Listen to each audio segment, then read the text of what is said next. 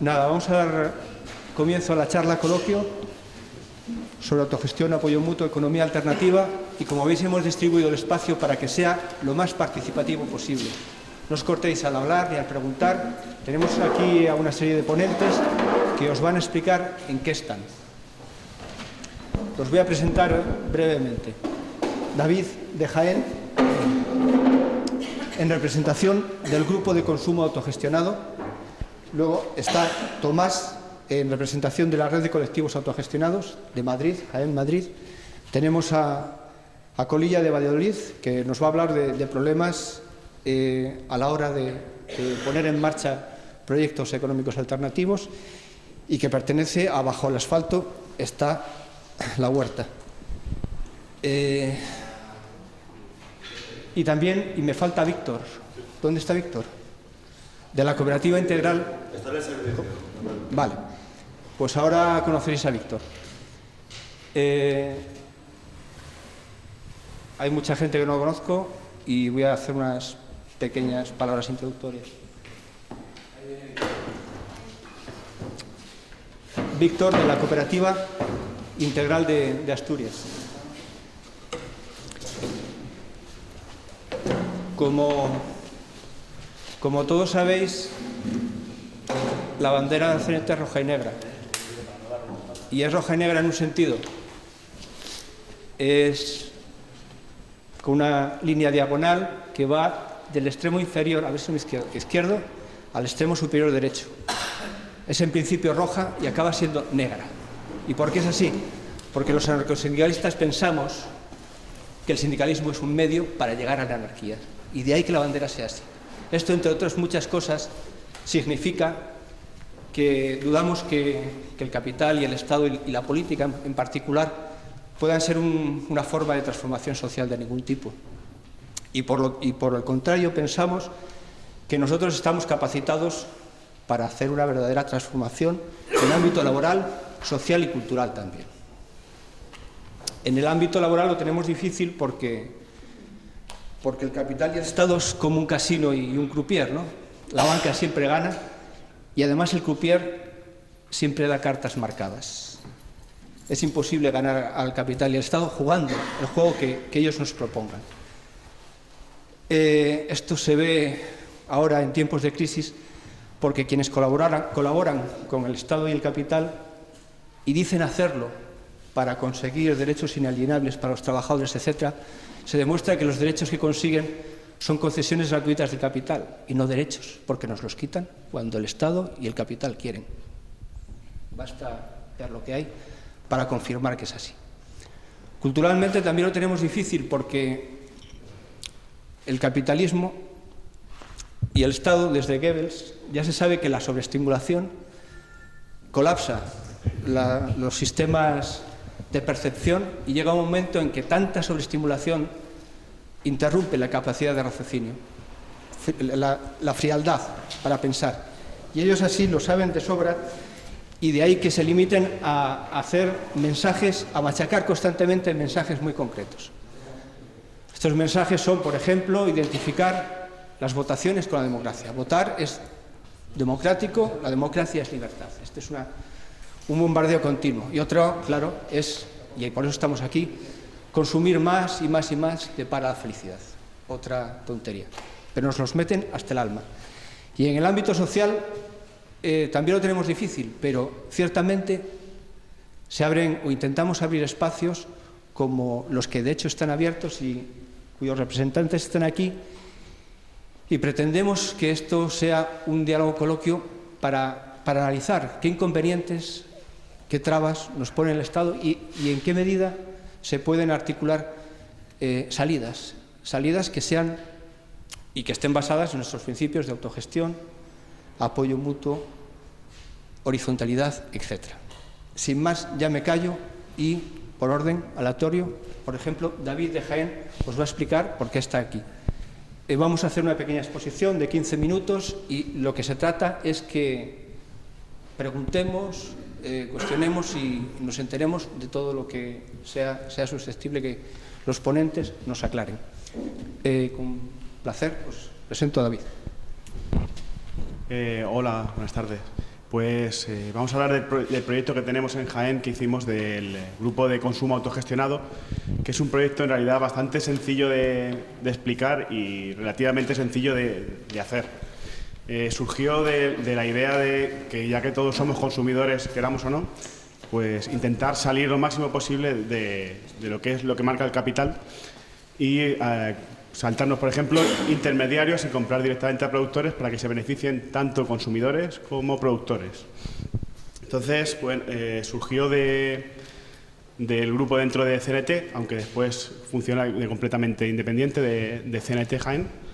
Y bueno, lo primero que hicimos fue establecer qué es los criterios que queríamos. Esto, pues cada grupo debería establecer los suyos. En los nuestros, por ejemplo, llegamos a unos acuerdos en que todos los productos que se consumieran tenían que ser ecológicos de la provincia, aunque después decidimos que también podía ser de provincias limítrofes o incluso de otras provincias si no era posible encontrarlos, que no fueran de origen animal, que fueran todo de temporada y, bueno, y nos comprometimos todos a comprar o a adquirir las cestas que elaborara el productor en una cesta cerrada, es decir, que el productor daba salida a los productos que necesitara dar salida para evitar que, como muchas veces pasa a los productores, que se queden con productos excedentes y no puedan venderlos. El precio lo marca el productor, no se negocia y bueno, en principio empezamos siendo unos 15, 20 personas y hemos llegado a alcanzar hasta las 30 cestas de pedidos. Hacemos un pedido cada 2 semanas, dependiendo de la temporada. En verano es cada semana. Y una de las cosas que también acordamos de principio es que el grupo queremos que se fomente este tipo de consumo donde el productor forma parte de hecho, el productor o los productores que tenemos, o que hay, mejor dicho, los productores forman parte del grupo como uno más. Y como queremos que crezca el modelo, pero no que crezca el grupo en sí, entonces pusimos la limitación de 49 miembros para que en cuanto llegáramos a 50 se dividieran 2 grupos de 25 y sucesivamente, si alguna vez llegamos a eso, pues seguir creciendo como grupos que después, llegado el caso, se establecería una red para estar de acuerdo.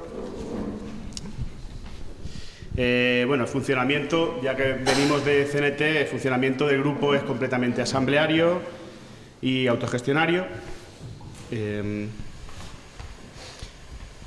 Vamos a ver, y bueno, el origen del grupo viene por lo que he dicho. Teníamos una serie de dudas como consumidores,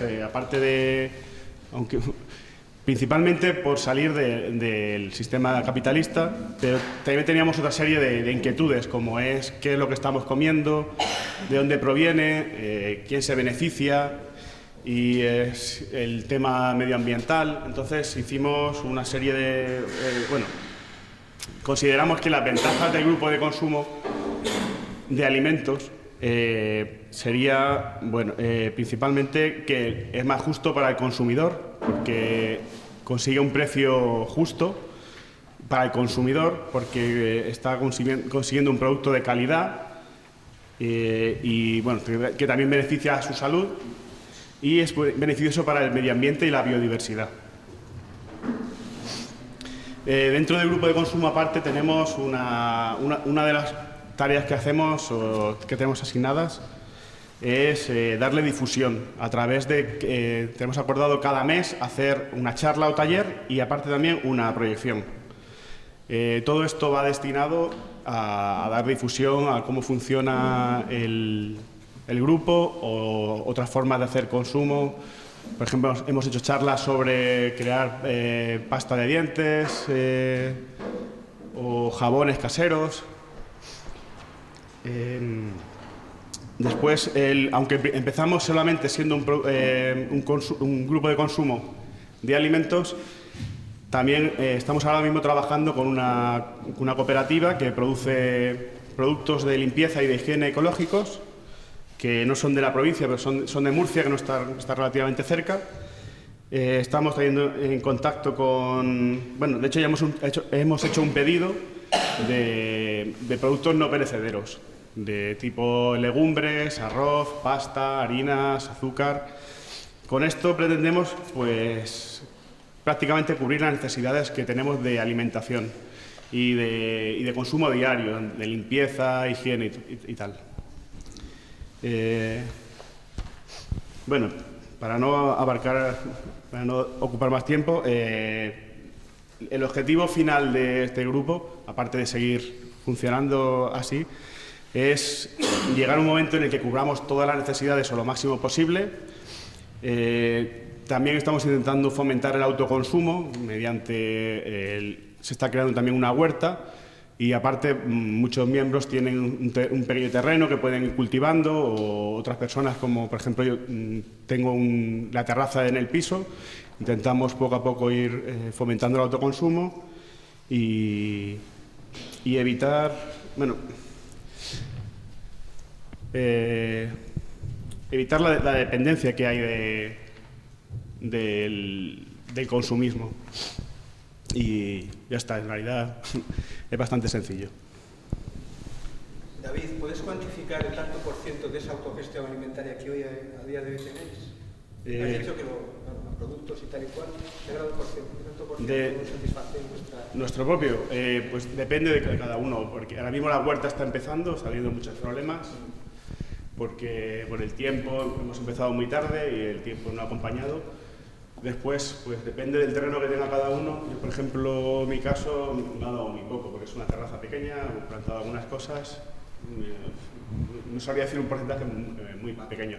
Otros compañeros sí que tienen un porcentaje bastante más alto. Vale, Tomás, tiene la palabra. Salud.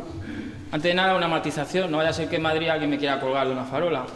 Como me ha presentado como representante de la RCA, pues si quiero matizar que no vengo en representación de la RCA, voy a hablar de la RCA en la que participo, pero no en su representación. La RCA es una red de proyectos de producción de bienes y servicios. Cada uno de estos proyectos es completamente autónomo, pero se vinculan entre sí a través del libre acuerdo. Esto nos sonará un poco a los que estamos aquí de CNT, porque el funcionamiento en ese sentido estructuralmente es idéntico. Como es una organización de proyectos, voy a hablar antes del proyecto en el que estoy incluido, en el que participo, que es una de las células de la red de colectivos autogestionados. Este proyecto se llama Ana Arco Accesorios, que fue fundado en 2009 a raíz de la quiebra de una empresa capitalista. Ana Arco Accesorios tiene este nombre un poco peculiar por lo siguiente: el 100% de sus clientes son capitalistas. Entonces, pues se nos ocurrió la gracia de usar el nombre Ana, el apellido Arco, que dicho seguido suena a Anarco Accesorios, y a veces es divertido, ¿no? Cuando te llaman por teléfono y algún cliente con prisa te dice Anarco Accesorios, bueno, pues nos hace gracia oírselo a algunos de ellos, ¿no? En fin, voy a explicar en qué consiste esto de Anarco Accesorios, cómo se fundó. Nosotros empezamos, como están empezando ahora muchos proyectos, ahora que ya sabéis que hay una efervescencia de proyectos de autoempleo. Nosotros en Madrid ahora empezamos a llamarlo autoocupación. Y el proceso es el siguiente: te quedas en paro, solicitas la prestación se acaba, solicitas el subsidio se acaba y estás en un callejón sin salida, ¿no? Necesitas una fuente de ingresos y la solución más a mano es el autoempleo, ¿no? Bueno, hay otras más a mano, pero ya cada uno con lo que quiera hacer sobre ese tema expropiatorio, ¿no? En fin, nosotros empezamos a trabajar primero con una finalidad que era material, era la satisfacción de nuestras necesidades, ¿no? El sustento. Pero como somos anarquistas no lo podemos evitar, queremos que todo aquello en lo que participamos tenga una finalidad revolucionaria, ¿no? De hecho, una de las funciones de los colectivos de autoempleo en los que participamos los anarquistas es aprovechar este momento, esta coyuntura de efervescencia, de producción de proyectos de autoempleo que se están creando, y darles un contenido ideológico, ¿no? Que no se quede solo en la solución material, porque cuando vengan tiempos de bonanza, que sospecho que nunca más vendrán, pero bueno, podría ser, la gente no se vaya de nuevo a la situación anterior, no retrocedamos, ¿no? Sino que la gente, pues, aparte de la solución material, encuentre en esta solución una vía de transformación social. Bueno, Anarco Accesorios ya lo he dicho, tiene dos finalidades. La primera es inmediata, satisfacción de nuestras necesidades. La segunda es un poco más lenta, digamos, y es la revolución social, o por lo menos contribuir a ella. ¿Qué actividades realizamos para cumplir estas dos finalidades? En cuanto a la satisfacción material, nuestra actividad profesional es la distribución de accesorios para el automóvil, una cosa bastante aburrida. Para cumplir la otra finalidad, la transformación social, Anarco Accesorios realiza varias actividades. Una de ellas ya está dicha. Intentamos dotar de contenido ideológico a proyectos que se crean de autoempleo, ¿no? Y, bueno, pues intentamos transmitir todos esos conocimientos que estamos adquiriendo. Intentamos enseñar a los colectivos que nacen y se ponen en contacto con nosotros cómo se gestionan los medios de producción, de una forma horizontal, ¿no? Se me olvidaba, aunque creo que no hace falta, pues estamos en Candás, pero por si acaso sí me gustaría aclarar qué clase de transformación social queremos. Nosotros queremos una sociedad, como decían los abueletes, queremos en lo político la anarquía, en lo económico el comunismo libertario, ¿no? Creo que más o menos aquí estaremos todos de acuerdo. Queremos una sociedad basada en un régimen de propiedad colectiva, no privada. No queremos explotación laboral, queremos la igualdad de clases. Queremos que el consumo planifique la producción, no que la producción planifique el consumo, ¿no? Y queremos que además el consumo se planifique de una manera horizontal. En fin, en cuanto a Anarco Accesorios, más o menos está todo explicado. Hay una cuestión que sí quiero aclarar. Usamos un NIF, estamos registrados como sociedad limitada. Y esto a veces nos causa un poco de problemas entre compañeros, porque bueno, los compañeros no están acostumbrados a esto, ¿no? Y se lo tenemos que explicar. Nosotros no nos identificamos con esa figura jurídica. Y usamos un ejemplo que creo que es claro y la gente acaba entendiéndolo. Si nosotros estuviéramos en la clandestinidad como individuos, como personas físicas, intentaríamos encontrar una identidad falsa, un carné falso, ¿no? Pues el NIF es exactamente lo mismo. En las empresas usamos los NIFs como figuras falsas, son identidades falsas de lo que somos nosotros, ¿no? En el fondo, nosotros nos regimos solo por el libre acuerdo. Los únicos acuerdos que valen son los nuestros, los que hemos tomado libremente.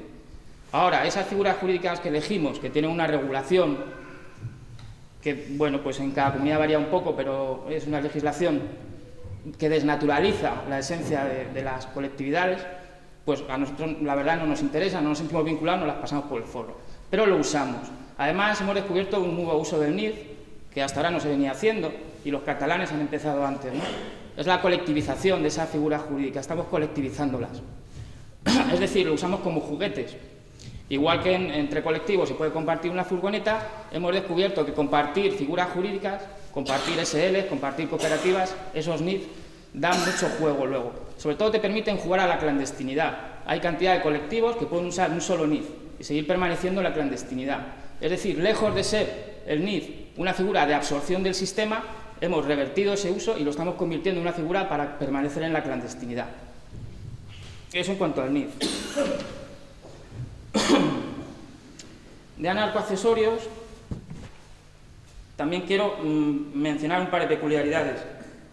Tenemos un límite a las remuneraciones, porque una de las funciones que también vemos que podemos tener es financiar otros proyectos que son deficitarios. Bien, pues hay cantidad de proyectos anarquistas que ya sabéis que no dan mucho dinero.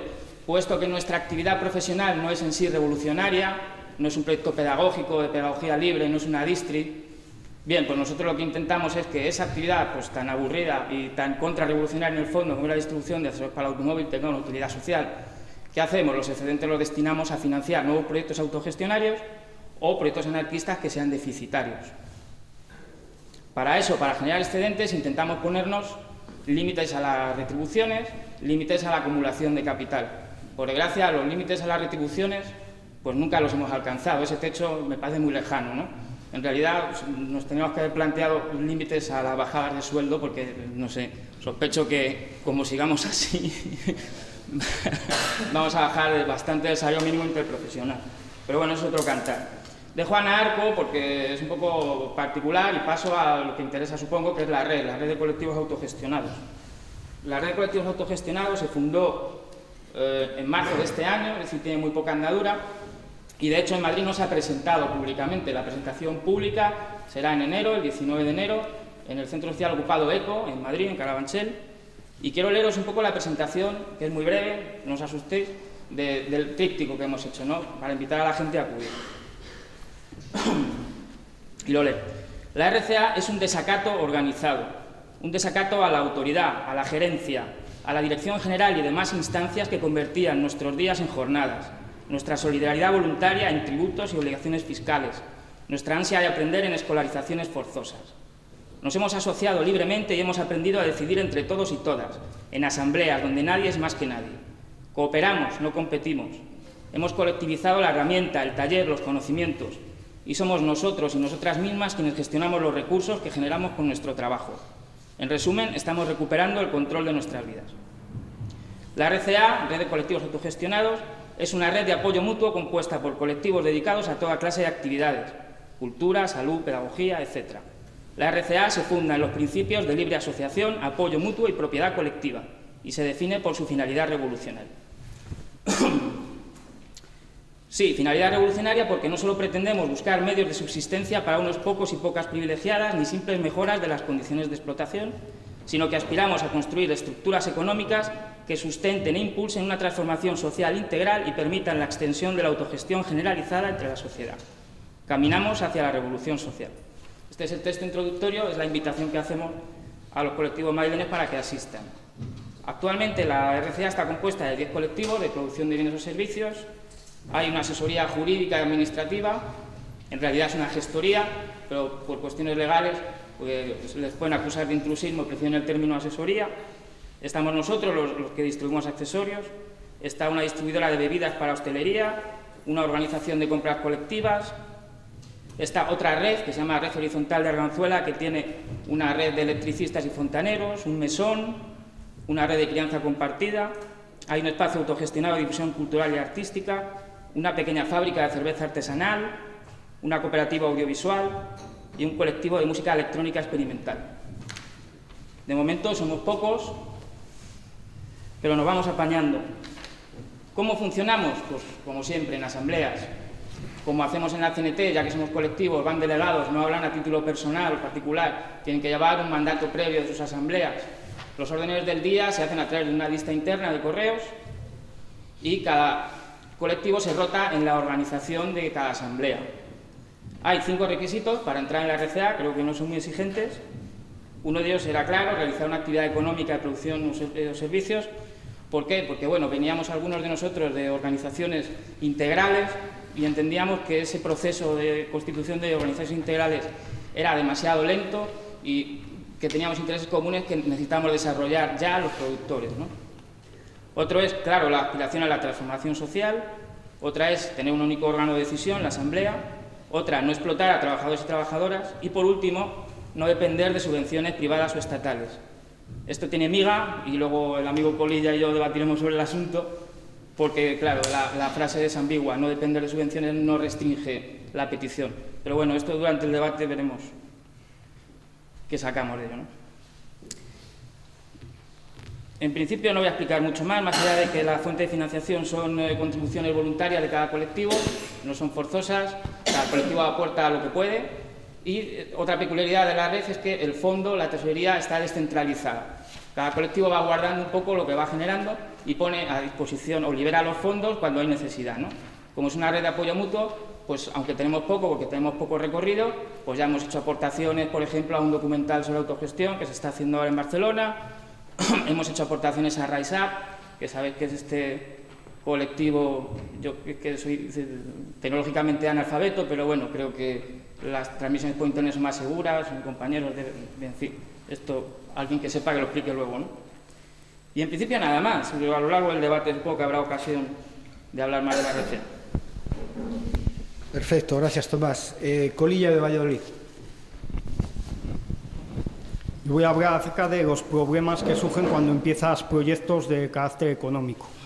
Existen muchos libros de autogestión, existen muchos libros sobre colectividades, pero normalmente esos libros te dicen el qué, pero no te dicen el cómo, y es en el cómo donde aparecen las dificultades.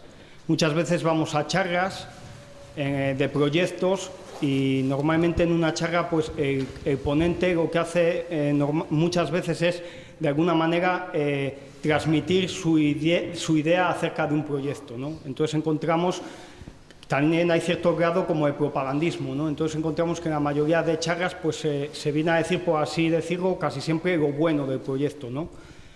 Esto hace que luego cuando nosotros empezamos proyectos pues nos desanime, ¿no? Pues nos encontramos un montón de dificultades y pensamos que a los demás pues no les han pasado, cuando lo que viene sucediendo es que en casi todos los proyectos aparecen los mismos problemas, ¿no? Yo voy a señalar algunos problemas que suelen suceder y también voy a tratar de ofrecer determinadas herramientas y determinados consejos a la hora de empezar un proyecto, ¿no? Una cosa que es fundamental a la hora de empezar un proyecto es que los objetivos estén claros. Puede haber muchos objetivos distintos, no es lo mismo una colectividad que un proyecto de autoempleo con un par de amigos para hacer una cooperativa porque no me queda otra, no es lo mismo que simplemente un proyecto de autogestión o sea, dependiendo del tipo de proyecto hay unos objetivos, pero esos objetivos tienen que estar claros. Pues normalmente cuando hablamos, en un primer momento parece que todos decimos lo mismo, incluso no viene mal decir que entendemos cada uno por determinada palabra, que entendemos por autogestión, que entendemos por economía, que entendemos por un montón de cosas, ¿no? Porque luego cuando pasamos de lo genérico, incluso de lo abstracto a lo concreto, es cuando vienen los problemas, ¿no? Entonces, antes de empezar un proyecto, lo suyo es debatir sobre, por lo menos, los temas o los pilares fundamentales del proyecto. Y sin miedo, bueno, sin miedo a hablar de aquellas cosas que producen discrepancias, porque es mejor que las discrepancias se produzcan en el momento inicial y llegar a unos consensos y ver si merece la pena tirar para adelante o no, que suceda cuando llevas ya medio año de proyecto, ¿no? Y alguien se tenga que ir o lo que sea. Entonces, es recomendable que cuando empieza un proyecto esté claro por escrito unos principios básicos y una forma de funcionamiento del proyecto. No hace falta que sea muy extenso y no hace falta que sea lo más justo del mundo ni lo más perfecto del mundo, pero sí algo que esté más o menos claro y redactado de forma clara que no dé lugar a mil interpretaciones, ¿no? Yo aconsejo también que cuando haces un proyecto económico te juegas mucho, porque te estás jugando pues muchas cosas, ¿no? Entonces necesitas un conocimiento previo con los que lo estás haciendo. No hace falta haber ido al colegio con él de pequeño o desayunar juntos, pero sí que tener unos mínimos referentes de las personas, ¿no? Muchas veces cuando hacemos un proyecto económico o una colectividad y partimos todos del mismo punto es más fácil. Si ninguno tiene un duro y tenemos pocas necesidades y tal, pues es más fácil echar a andar. Los problemas surgen surgen más problemas cuando partimos de situaciones económicas distintas y de necesidades distintas. Ahí es cuando es mucho más difícil tirar para adelante. De hecho, yo intenté hacer una colectividad que fracasó por eso, porque teníamos necesidades y situaciones muy diferentes, ¿no? Entonces, no me voy a extender mucho en esto, pero sí que hay que buscar formas, cuando esto es así, hay que buscar formas de compensar posibles desequilibrios. Hace falta, cuando empiezas un proyecto, pues tener unos conocimientos mínimos de cada una de las facetas, no solo productivas del proyecto, sino de la distribución, de las necesidades, de tal, abarcar toda la serie de conocimientos que hacen falta. No sea que te vayas todos al campo, sabes de huertas, sabes tal, y luego ninguno sabe cocinar, por ejemplo. Luego, una dificultad muy grande es la fase de financiación. La fase de financiación muchas veces condiciona luego cómo es el proyecto, o sea, cómo empiezas a montar condicionará luego la evolución del proyecto. Yo me he encontrado muchos proyectos que han empezado porque una persona ha cedido un terreno y una casa y ahí se ha intentado hacer una colectividad. Esto muchas veces ha dado un montón de problemas, porque aunque esta persona tenga toda la buena intención del mundo, ahí el dueño es él. Entonces ya surge de una situación desequilibrada que puede generar problemas. El tema de las subvenciones, por ejemplo, en cuanto al anarcosindicalismo, pues la CNT lo tiene claro, no aceptamos subvenciones porque no aceptamos, de alguna manera, pensamos que el Estado es nuestro enemigo y todo lo que nos dé pues hace que no le podamos combatir, ¿no? Y pensamos que tiene que haber una autonomía a la hora de hacer el cambio social. Sin embargo, a la hora de empezar un proyecto económico, hay compañeros que piensan de otra manera. Yo he oído decir, por ejemplo, que al aceptar una subvención, pues de alguna manera estás recuperando lo que te están quitando, ¿no? Yo no comparto esto porque, en primer lugar, hay que intentar que no te quiten nada. Más que recuperarlo, no estás recuperando, te lo están dando. ¿Por qué decir que no hagas subvenciones en un tema económico? El primero, que sería el de más carácter ideológico, sería porque cuando tú aceptas una subvención te estás convirtiendo de alguna manera en cómplice de esa expropiación de plusvalor a los trabajadores, ¿no? Y de alguna manera, al gestionar tú ese plusvalor o ese dinero, estás impidiendo al que lo ha generado que gestione esos beneficios, ¿no? Pero además de este tipo de argumentos, pues sería que toda subvención no es inocua, sino que le sirve al Estado para dirigir la economía a un sector o a otro, y otras cuestiones sería que de alguna manera sirven para alterar el valor de las cosas. Eso ha pasado con el campo. Empezaron las subvenciones en los años 40 y ahora todo el sector del campo es completamente dependiente de las subvenciones y sirve para alterar el valor de las cosas, ¿no? Aparte que no se dan las mismas situaciones cuando te llueve el dinero de la nada que las dinámicas que se generan cuando tienes que conseguir lo que se necesita, ¿no? Al principio de un proyecto también hay algo que se da el periodo de incertidumbre, que es el periodo en el que todavía no está funcionando el proyecto y entonces tienes que estar trabajando en ese proyecto, pero también tienes que estar trabajando en lo anterior. Esto hay que planificarlo bien, hacer unos plazos, de ir cumpliendo plazos, y es un momento que suele ser de bastante sobreesfuerzo. A la hora de hacer inversiones es importante mirar muy mucho las inversiones que se hacen, las que van a ser necesarias y fundamentales para el proyecto, cuanto antes se hagan mejor. Pero eso sí, es mejor en un proyecto económico ir después haciendo las demás inversiones o las demás cosas que tienes que conseguir sobre la marcha, porque si no suele suceder que consigues cosas o compras cosas que luego no necesitas o las consigues de otras maneras. Hay proyectos económicos que son de carácter mixto, entendido mixto, como por ejemplo que es una colectividad o un proyecto económico en el que las necesidades básicas acordadas previamente son cubiertas desde el colectivo, pero luego hay necesidades individuales o otro tipo de cosas que se hacen desde el plano individual. En este tipo de proyectos suelen aparecer un montón de injusticias, en el sentido de que las formas de conseguir, por ejemplo, las cosas económicas se rigen por unos criterios muy, por así decirlo, muy estrictos o muy tal en cuanto a lo ecológico, en cuanto a lo ético, pero luego lo que entra en el campo individual pues no se mira tanto y suele haber muchos desequilibrios, además de que hay personas que aportan toda su fuerza de trabajo al grupo y otras como que van más a lo suyo, ¿no? En este tipo de proyectos es importante, para que esto no suceda, que estén muy claros unos mínimos de participación en los que todo el mundo esté conforme, ¿no? ¿Cuánto llevo? Luego, a la hora de empezar un proyecto, unos principales enemigos es el miedo que tenemos, ¿no? El miedo que tenemos, sobre todo cuando es un proyecto de tipo colectivista, ¿no? Porque primeramente para colectivizar algo empieza por expropiarse a uno mismo, ¿no?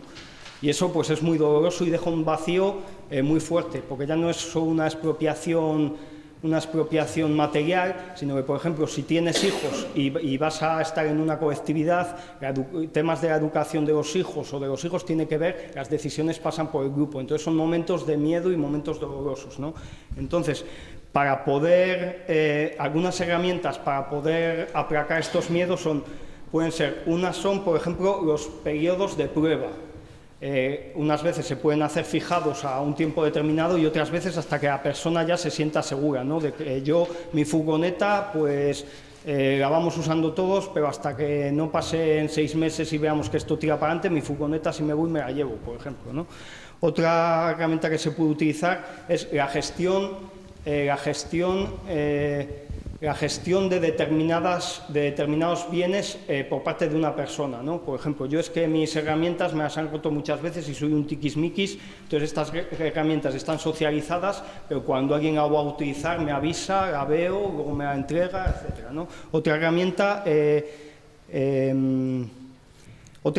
es que haya unos acuerdos previos en relación a cuando alguien abandona el proyecto, ¿no? Y si esto sale mal, cuando me vaya, ¿qué pasa? Pues puede haber, por ejemplo, unas cajas de resistencia para quien abandona el proyecto pueda llevarse un dinero y empezar en otro sitio, otra serie de acuerdos de apoyo. Esto es muy importante, que estos acuerdos sean anteriores a que este tipo de cosas suceden, porque normalmente las normas, este tipo de cosas, si todo va bien, no hacen falta normas y no hace falta nada, pero normalmente cuando alguien abandona un proyecto suele ser en un clima ya de conflicto o de una situación en la que puede haber varios raseros, entonces es mejor que este tipo de cosas vayan antes.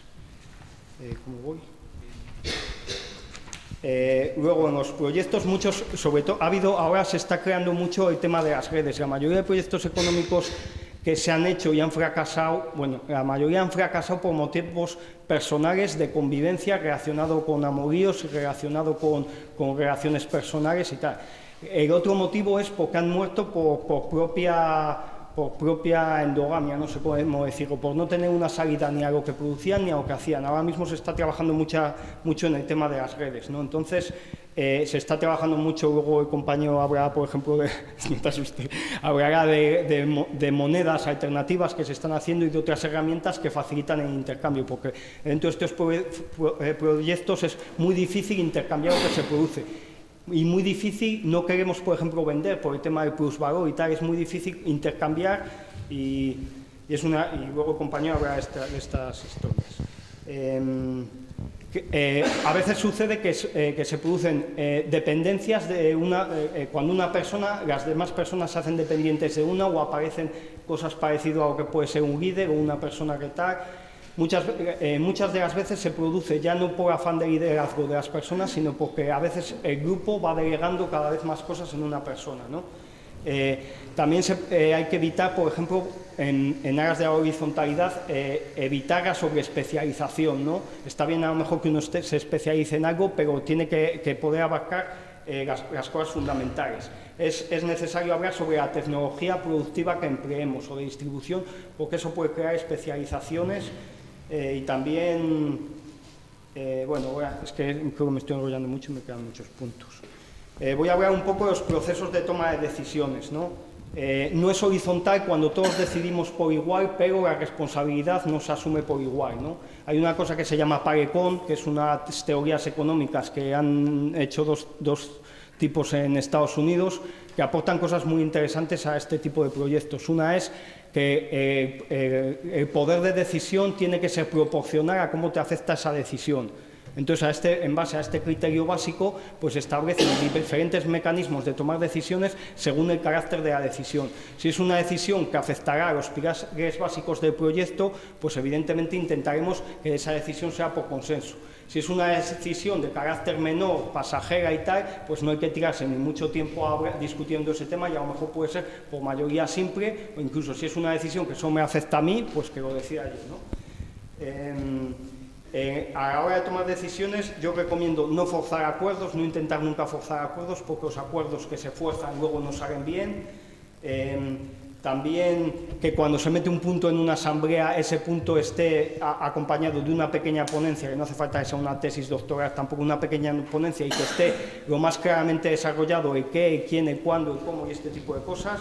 No introducir en las asambleas lo que algunos llaman bombas de tiempo, que es cuando estás en una asamblea y se te ilumina la bombilla y lo cascas allí de repente y entonces todo el mundo se empieza a volver loco y empieza a pasar el tiempo y al final no llegas a nada, sino que llevarlo ya digerido. No limitar los procesos de comunicación e información a las asambleas, sino intentar que haya otros mecanismos. El periodo de intentar convencer al otro tiene que ser mínimo, no se trata de convencer y que el otro copierda, sino de buscar consensos y formas en las que todo el mundo se sienta a gusto y que las mayorías no aplasten a las minorías. Es muy importante el tema de las actas no tienen que reflejar solo acuerdos, sino que tienen que reflejar los procesos que se han dado y las ideas rechazadas y el porqué. Y luego existen herramientas que están desarrollando en base a las asambleas, como puede ser la figura del facilitador, que es una persona en la asamblea que anda pendiente de cosas que tienen que ver con si alguien parece que se ha quedado sin decir algo, cosas de ese tipo. Y bueno, voy a hablar ya, por acabar, de lo más problemático en los proyectos, que son las relaciones de convivencia. Las relaciones de convivencia, que es con lo que suele echar por tierra los proyectos, ¿no? Hoy en día están apareciendo, en base a esto, mogollón de herramientas tanto para aprender a comunicar como para aprender a visualizar los conflictos antes de que existan, ¿no? Tengo aquí un pequeño trabajo que ha hecho Sumendi, que se dedica a la autogestión de la salud, que es bastante interesante, que trata sobre relaciones cooperativas, que luego después del tiempo, dio un cachitín pequeño. Y voy a hablar de unas cosas que son bastante importantes. Una sería ser capaces de identificar nuestras necesidades reales, propias y colectivas. Esto parece una tontería, pero es muy importante porque muchas veces no detectamos cuál es la necesidad real y tapamos eso con otra serie de cosas que acabamos a la larga convirtiendo en necesidades, ¿no? Otra sería no asumir las responsabilidades ajenas gratuitamente, lo que en este tipo de cosas se llama no rescatar, luego veo un cachitín. Y otra, convertir el respeto en un pilar básico de las relaciones, empezando por el respeto por una misma, ¿no? Entendiendo el respeto como aceptación y comprensión de los límites de cada persona, ya sean esenciales de la propia persona, ya sean circunstanciales o ya sean decididos por la persona. O sea, el saber respetar los límites de la persona. Voy a leer un cachillo sobre este tipo de dinámicas que se están dando para solucionar conflictos, para que más o menos os hagáis una idea, ¿no? Hay un punto que dice aquí, por ejemplo, que no hay que rescatar a nadie, ¿no? Dice, es muy importante diferenciar la ayuda del rescate. Hay dos formas de rescate. Cuando hacemos algo por alguien y no nos apetece hacerlo, la complacemos sacrificándonos por ella. Cuando le hacemos su trabajo, o cuando alguien nos pide ayuda y lo hacemos todo, con lo cual le consideramos inferior, inútil o incapaz. A los seres humanos nos gusta ayudar, disfrutamos haciéndolo. Cuando ayudamos nos sentimos bien, cuando rescatamos nos sentimos mal, sentimos rabia. O bien es la persona rescatada la que se siente mal. Son formas de comunicar, pues para no tener...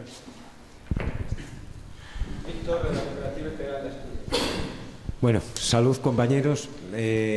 Nosotros estamos intentando llevar adelante un proceso que conoceréis por la Cooperativa Integral Catalana, que es yo creo, la más nombrada de todas las que ahora mismo están poniéndose en marcha en distintos puntos de la península, Un proceso que se está extendiendo también a otros países, como puede ser Francia, Portugal, Grecia. Y voy a hablaros, pues no de todo lo que es la cooperativa integral, porque es un proceso complejo y además el resto de compañeros se ha referido a lo que podríamos considerar partes de ese mismo proceso.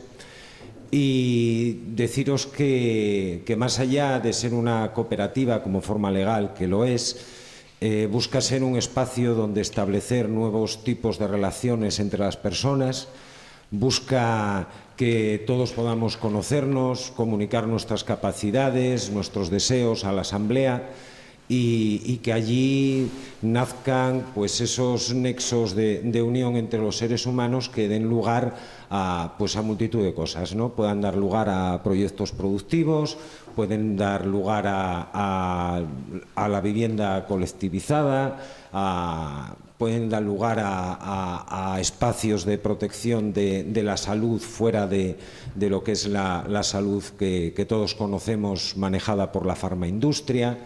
También que den lugar a espacios de educación que no tenga que ver con esto que en realidad se llama adoctrinamiento, por más que nos quieran hacer ver que esto que estamos recibiendo es educación. Y busca un poco el cubrir las necesidades básicas del individuo de una manera, voy a usar un término que está muy de moda ahora, de una manera holística, ¿no? Nosotros aquí llevamos 6 meses de proceso, 6 meses de un proceso que está siendo lento, en cuanto, tal vez lo parezca en cuanto a resultados. Yo lo achaco al hecho de que no nos hemos centrado en un sitio a hacer algo. Procuramos movernos por distintos puntos de la provincia, entrar en contacto con otros colectivos, con proyectos autogestionados, gente que ya está haciendo cosas como son los grupos de consumo, proyectos productivos que ya existen, sobre todo en el ámbito agroecológico. Y nos gustaría pues poder llegar un poco más allá en cuanto a esto de los proyectos productivos. Creemos que la soberanía alimentaria es importante, pero también es importante la soberanía a nivel energético, a nivel de las comunicaciones, y creemos que somos capaces de generar nuestras propias herramientas. Nosotros empleamos como método para poner un poco en relación toda esta red, pues una moneda complementaria. Esa moneda complementaria, bueno, deciros que tanto la cooperativa en sí misma como la moneda puede ser libertaria o puede no serlo, o puede ser la cadena que nos sujete, ¿no? Una moneda complementaria es aquella que detrás lleva una intención de cambio social, una intención de ayuda a aquel que más lo necesita, y no la consideramos entre nosotros dinero porque creemos que lo único que refleja su acumulación, entre comillas lo de acumular, es que la persona que está recibiendo mucha moneda complementaria está poniendo muchas cosas, muchos productos, muchos servicios, mucho tiempo a disposición de toda la comunidad, y aquel o aquella que tiene mucho negativo, que eso procuramos controlarlo, lo que significa es que aporta poco o necesita mucho, y tenemos una comisión de seguimiento que procura que esos desajustes entre unas y otras no sean tan grandes. La moneda social no existe de manera física más que en ciertos eventos, pues ferias de intercambio. Ahora tendremos los días 15 y 16 un Mercanías organizado por ramas, la red de apoyo mutuo de Asturias, en el que vamos a poner por segunda vez en práctica la moneda social en un evento de este tipo. Y deciros que es un intento o una búsqueda de retornar hacia aquello que en un primer momento fue el origen de la moneda, ¿no? Simplemente una herramienta en la que, bueno, pues para hacerme con un caballo no tuviera que ir con 7 cabras o con 23 sacos de harina, ¿no? La moneda, como os decía, físicamente solo existe en esos espacios. Se emite una moneda para funcionar en el espacio y dura un solo día, pero está funcionando siempre. Funciona a través de un sistema que se llama el CES, Community Exchange System, un sistema comunitario de intercambio nacido en el año 2001 en Sudáfrica, que actualmente engloba unas 460 monedas de unos 45 países del mundo. En ese sistema se diferencia, bueno, muchas cosas, ¿no?, de lo que son los sistemas bancarios tradicionales. Por poneros un par de ellas que a mí me parecen muy relevantes. Una es que el dinero no hay nadie que lo cree, el dinero se produce, lo creamos nosotras cuando intercambiamos un bien o un servicio. Quien recibe ese servicio automáticamente se le marca un negativo que no consideramos que es deuda, sino una referencia de que ha recibido un servicio, y quien da ese servicio o aporta ese producto recibe esa misma cantidad en positivo, es decir, el dinero lo creamos en el momento. Eso hace que nos empoderemos de algo tan importante que son las cadenas que actualmente nos atan, esa cadena que no somos capaces de ver, pero que seguro que todas las que estamos aquí somos conscientes de que existe y que estamos atadas por ella.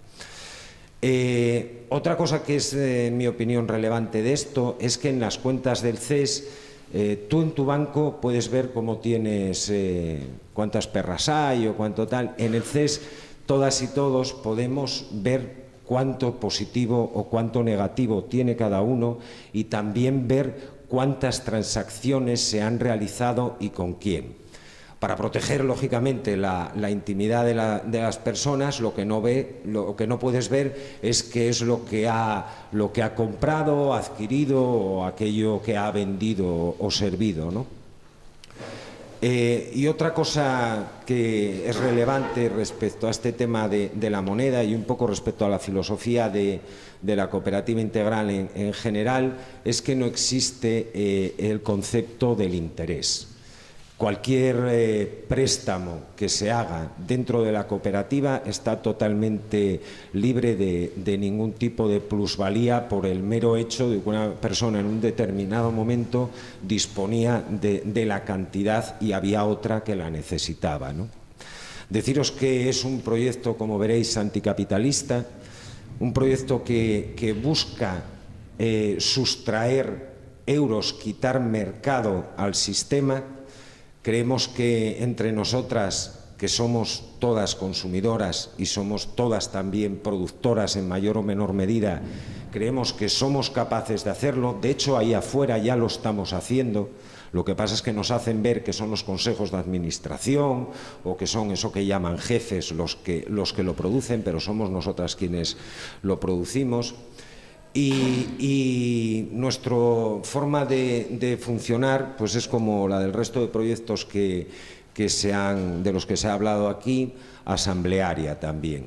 Creemos en la autogestión y queremos dar un paso más, más allá de todos los proyectos autogestionados que están funcionando, porque a través de la cooperativa queremos poder también llegar a dar productos de tipo público. Cuando hablo de tipo público, imagino que todas las que estáis aquí en el sindicato sabéis a lo que me refiero, no lo público considerado como lo estatal, porque eso no es público, por mucho que lo quieran llamar así, sino lo público como lo que parte del pueblo de nosotras mismas. Creemos que la salud ha de ser pública. Nosotros actualmente tenemos a varios profesionales de la salud de distintas ramas. Como os decía al principio, no tienen mucho que ver con farmaindustria.